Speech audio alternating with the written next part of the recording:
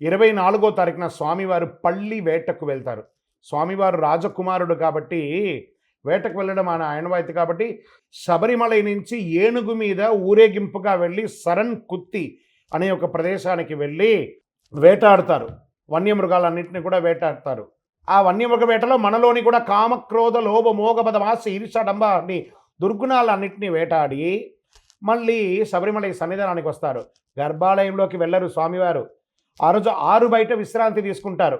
ఆ విశ్రాంతి తీసుకుంటూ ఉండగా స్వామి అనుకుంటారట, అహో నేను లోకరక్షకుడిని కదా, నా కంటి చూపు చాలదా వీటన్నిటినీ నేను సంహరించడానికి, నేను పోయి వేటాడాను కదా, దీనికి ప్రాయచిత్తంగా నేను నదీ స్నానం చేయాలి అని అనుకొని మరుసటి రోజు స్వామివారికి మంగళ స్నానాలంతా అయ్యి ఏనుగు మీద అంబారి మీద ఎక్కి స్వామివారు పంబా నదీ తీరంలోకి వచ్చి ఆ నదీ స్నానం చేస్తారు. పంబా ఆరాట్ మహోత్సవం అనే ఉత్సవాన్ని చేస్తూ ఉంటారు.